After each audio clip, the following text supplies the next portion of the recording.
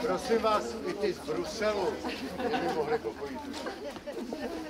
Vítám vás při této příležitosti, na kterou jsme se my, Sokolové v Lise, těšili dlouhá léta. Konečně jsme se dočkali chvíle, kdy se nám podařilo dokončit rekonstrukci naší Sokolovny, kterou jsme si slibovali a plánovali dlouhou dobu. Nebyla to snadná cesta, ale já věřím, a jistě mi dáte za pravdu i vy, že ten výsledek stojí za to.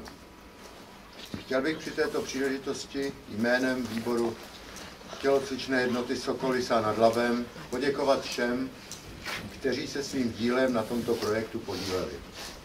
Projektantům, zvláště bratru Štěpánu Svačinovi a panu Paterovi, bratru Tomáši Jakubalovi, který mimo jiné připravoval podklady pro získání dotace, stavební firmě VP Procházka, stavebnímu dozoru panu Jiřímu Salavovi a také všem členům Sokola, kteří vykonali velký kus práce.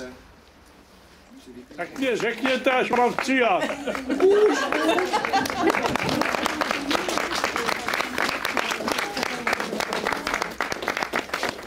Tak já si takhle vemu, to si taky stříhnu kousek.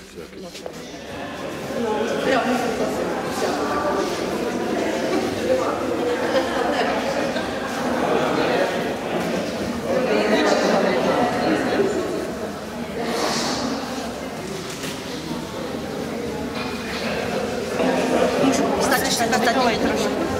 Takhle taky panu Sedláčku. To bude chtít tak.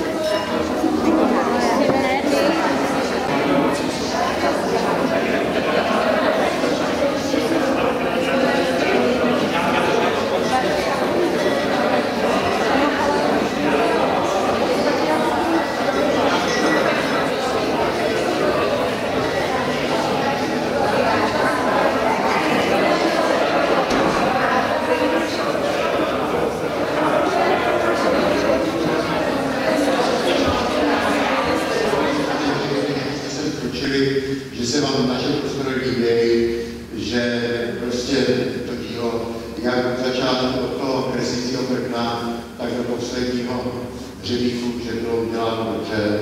Samozřejmě teď budeme ladit takové detaily, ale takže já bych vás požádal o tu chvíli, nejenom na to, aby nám tady dneska fungoval Sokol, aby fungoval i pro další generace a aby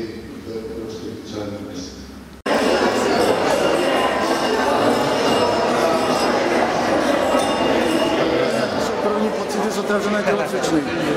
Je to tady hezký, no. Ještě koupíme nářadí a můžeme být spokojení. Jaké jsou první pocity pro aerobik? Výborný. Výborný. Lepší už to být nemůže. Ano.